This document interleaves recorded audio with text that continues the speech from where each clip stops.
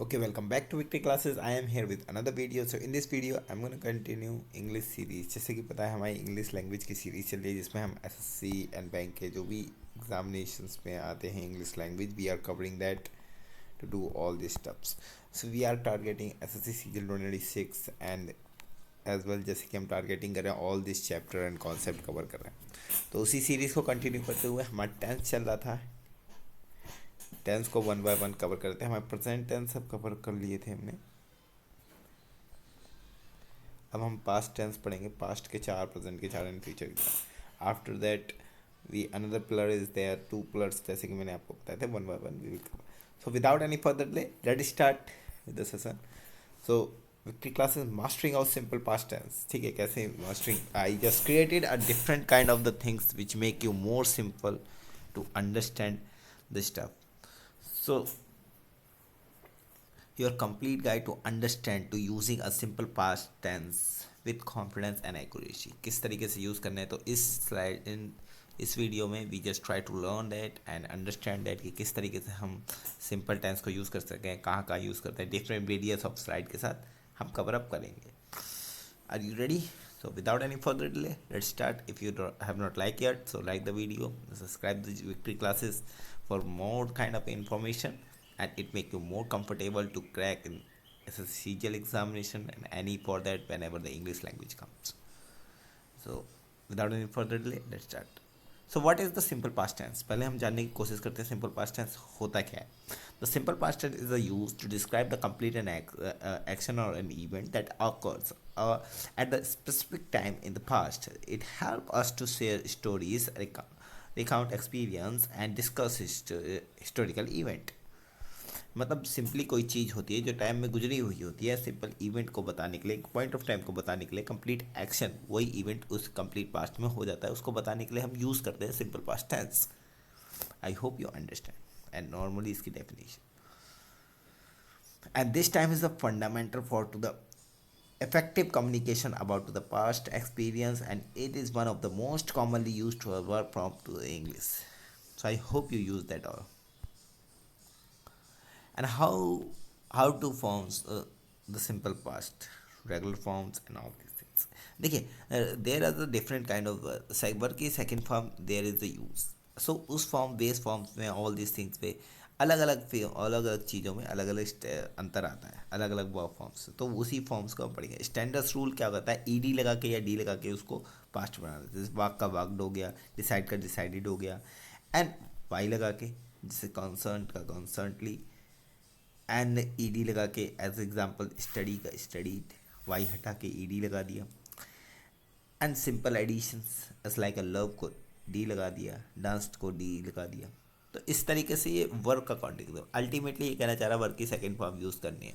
ठीक है, you have to use the work की second form in the past simple past tense. So I hope you get that. Next करते हैं. Okay, regular verb form जैसे कि regular नहीं होती, जिसका नाम ही पूरा चेंज है. देख कुछ वर्ब्स हैं जो पूरी ही चेंज हो, जैसे गो का वेंट हो जाता है, हैव का हैड, सी का सॉ, डू का डेड, एंड ये पूरी चेंज हो जाती है. मतलब you have to really know about the verb in this sentence.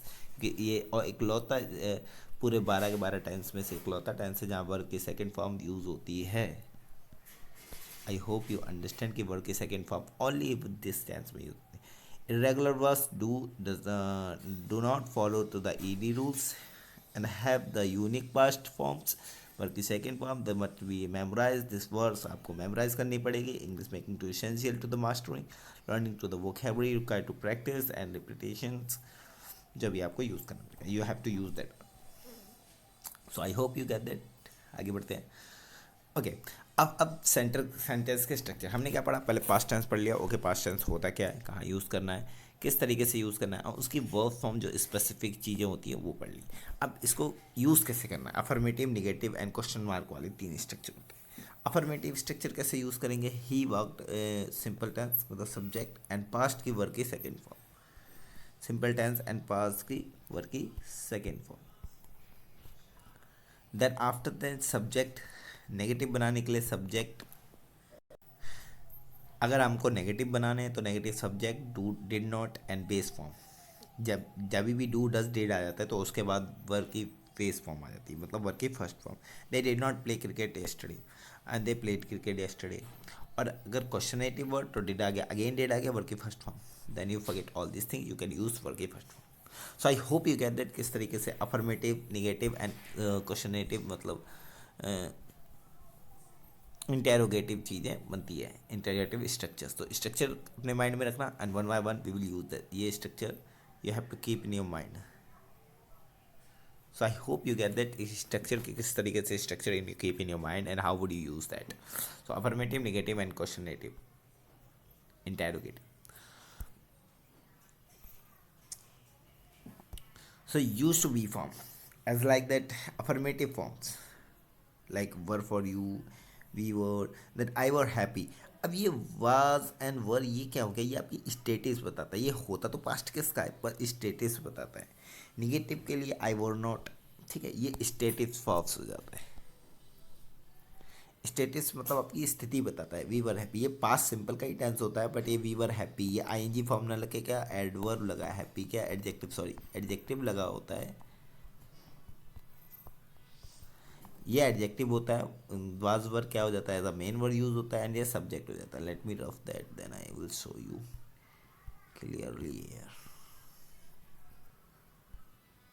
Okay, ये जो होता है आई जो होता है सब्जेक्ट होता है, वाज जो होता है मेन वर्ब होता है, हैप्पी जो होता है यहाँ एडजेक्टिव होता है,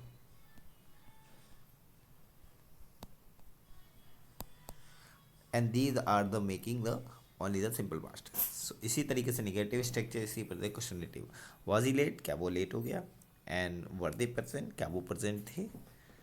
तो इस तरीके से सेंटेंस हमारे बनाने के लिए we use was and were as a stative form, ठीक है, स्थिति बताने के लिए। I hope you get that यहाँ तक किस तरीके से आपको past simple past tense use करना है। It is really simple that to do use in all. So common time expression with the simple past, yesterday, last week, last month, अगर ये लिखा हो, एगो लिखा हो, तो हम ये यूज़ करना है। ये कहाँ कहाँ किस तरीके से यूज़ करना है, ये हैव टू राइट वो दिया। अगर yesterday लिखा तो डेफिनेटली आप ये टेंस का यूज़ करेंगे पास्ट सिंपल का। Last week, last month, last ये लिखा है तो previous day, all this thing. Ago पे yesterday या लास्ट टाइम या time ago. The time expression help us to specific when an action occurred to the past specifically कुछ लिख दिया है, yet there is the word that drives the essential to comprehend to simple companions to the simple past tense। मतलब अगर ये words लिखें तो companion की यूज़ है, मतलब एग्जैक्टली यूज़ होने के सिंपल पास्ट का ही यूज़ होगा। अगर yesterday, last week, last month, last year या एगो लिखा है तो we really have to use a simple past tense and you have to keep in your mind कि हाँ टेंस में कहीं भी लिखा है, just go through with that. जैसे कि हमने आपका, अगर आपको मैं क्विक रिमांड दिवाऊँ तो जैसे कि आपने पढ़ा था प्रेजेंट परफेक्ट में, let me right perfectly here. जैसे कि हमने प्रेजेंट परफेक्ट में पढ़ा था, प्रेजेंट परफेक्ट में क्या पढ़ा था कि for a very long time, तो ये यूज़ होगा। अब जैसे कि प्रेजेंट परफेक्ट में लिखा था पूरी ज़िंदगी में, फॉर अ लाइफ, तो इस तरीके की चीज़ें जैसे परफेक्ट मिल के थी वैसे पास्ट में भी कुछ कीवर्ड हैं जिस तरीके से यूज़ होंगे, that we have to use that. उसके बाद so this is the all the things today. So weekly classes for you mastering for the simple tense, remind the rules remind रखना, time expression when, why, how and keep in the practice one there, ठीक है। Use the simple past finish the completed action. Time duration जैसे कि yesterday लिखा है, last week and build the confidence in all. Then practice करते हैं, continue learning and speaking to confidently, you are your way to learning and mastery.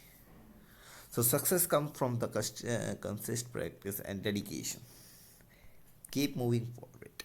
आगे बढ़ते रहिए and सीखते रहिए, definitely it will make you perfect in your English journey and definitely I will help you a lot and share to my experience what I have and I could give you to improve your English speaking as well as giving to the best mark in your examination.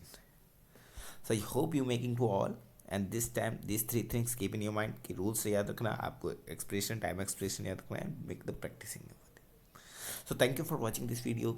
Keep learning, like and share and hit the like button if you find very fruitful. Share with your friends and whoever is learning at all. So definitely I will meet you in next video.